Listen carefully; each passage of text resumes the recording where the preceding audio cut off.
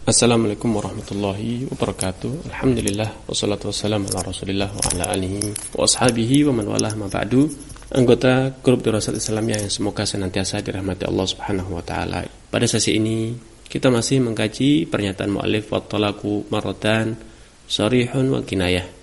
Perceraian itu ditunaikan atau dilaksanakan dengan dua metode. Yang pertama dengan redaksi yang sharih, kata-kata yang tegas, yaitu dalam mazhab Syafi'i dinyatakan ada 3 redaksi, 3 ucapan yang dianggap sharih, yaitu kata-kata talak, sarah, dan kata-kata firaq. Talak ataupun sarah, aku lepaskan engkau, ataupun firaq, aku berpisah darimu. Ini dianggap sebagai ungkapan yang sharih.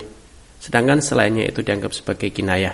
Dan perbedaan antara sharih dan kinayah menurut penjelasan mazhab Syafi'i, bahwa siapapun yang telah mengatakan kata-kata yang sharih, yaitu kata-kata talak, aku talak kamu, atau talak tuki dalam bahasa Arab, atau sarah tuki, aku lepaskan kamu, atau faraq tuki, aku pisah dengan kamu, aku pisahkan engkau dariku, dan yang semakna itu maka jatuhlah perceraian antara keduanya, walaupun suami ketika mengucapkan kata-kata tersebut dalam kondisi bermain-main, atau dalam kondisi sekedar menakut-nakuti, ataupun bahkan tidak memiliki niat apa-apa, hanya sekedar lupa mengatakan kata tersebut, ingin mengatakan kata lain namun ternyata terucap kata tersebut. Maka dalam kondisi semacam ini menurut mazhab Syafi'i telah jatuh cerai. Sedangkan niat yang tadi, niat bermain-main dan menakut-nakuti itu tidaklah ada artinya, karena dalam sabdanya Nabi SAW bersabda, "Thalathun jidduhun najid wa hazluhun najid." Ada 3 urusan, 3 perkara. Hazluhun najid, bermain-main dianggap sebagai serius, apalagi seriusnya, yaitu an-nikah wa talaqu wal idq, yaitu pernikahan, perceraian, dan memerdekakan budak. Sehingga kalau suami telah mengucapkan kata-kata talak, maka jatuhlah perceraian, walaupun dia dalam kondisi marah, dalam kondisi main-main, atau sekedar menakut-nakuti, maka jatuhlah cerai. Alasannya hadis di atas. Alasan kedua, karena niat itu sesuatu yang khafi, sesuatu yang samar, tidak ada di dalam hati, sehingga identifikasinya sangat susah.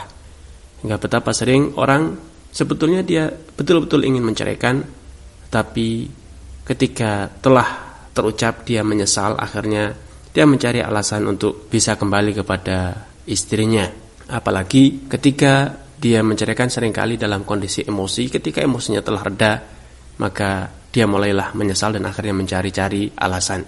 Apalagi secara tinjauan sosial kekeluargaan, suatu sikap yang bodoh, suatu sikap yang tidak sepatutnya dilakukan oleh suami, menjadikan perceraian itu sebagai momok ataupun sebagai hantu untuk menekan, mengintimidasi istri. Seorang suami tidak layak untuk menjadikan kata-kata perceraian itu sebagai ancaman atau sebagai senjata untuk menundukkan istri.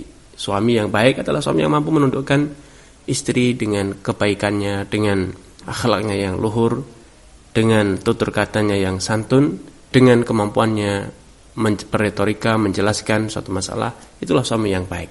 Bukan suami yang menghantui dan menjadikan istrinya terpaksa mengalah, terpaksa tunduk hanya gara-gara takut diceraikan. Namun tentu ketika kata-kata saya ceraikan, kita berpisah, pergilah, saya kembalikan, itu terus diucapkan, maka seperti dalam pepatah Arab dikatakan kathratul imsasi yuzilul ihsas. Ketika kata-kata itu sering didengar, sering diucapkan, maka arti dan nilainya pun semakin hilang, semakin surut, sehingga yang semula takut menjadi tidak takut. Akhirnya ini adalah suatu kegagalan tersendiri. Karenanya dalam mazhab Syafi'i, siapapun yang telah mengucapkan kata cerai maka jatuhlah perceraian. Namun pendalilan ini ataupun mazhab ini kurang disetujui oleh ulama yang lain, diantaranya Imam Ibnu Taimiyah rahimahullah ta'ala serta yang lain. Beliau berdalil dengan sabda Nabi SAW, innamal a'malu binniyat. Artinya setiap amalan itu pastilah disertai dengan niatnya. Wa innamal likulli imri'in ma nawa, dan setiap orang itu hanya mendapatkan sesuai apa yang dia niatkan. Sedangkan orang yang mengatakan tadi dia tidak ingin menceraikan, namun dia ingin menakut-nakuti, ingin mencegah, ingin melarang, atau ingin memaksa, memotivasi, bukan ingin menjatuhkan perceraian. Karenanya kalau tidak ada niat, maka yang lebih kuat adalah tidak jatuh cerai menurut Imam Ibnu Taimiyah. Namun perlu digarisbawahi, dari manakah kita bisa mengetahui niat? Karena niat itu ada dalam hati, samar, tidak bisa diidentifikasi dengan mata ataupun telinga.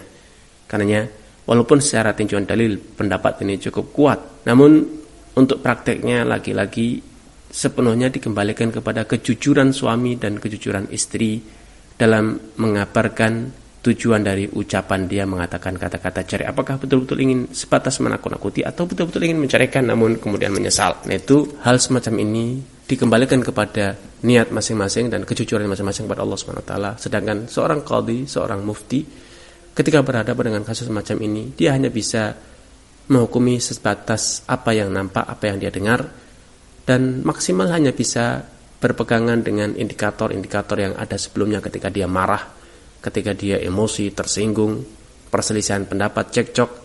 Maka ini semuanya indikasi yang menunjukkan mengarah kepada arti perceraian, perpisahan. Namun ketika kondisinya itu adalah suami ingin melarang istri, suami ingin memotivasi istri, maka itu indikasi bahwa kata-kata tadi memang ada kemungkinan terbuka celah adanya niat untuk sebatas melarang ataupun sebatas memotivasi, bukan untuk memutuskan hubungan pernikahan.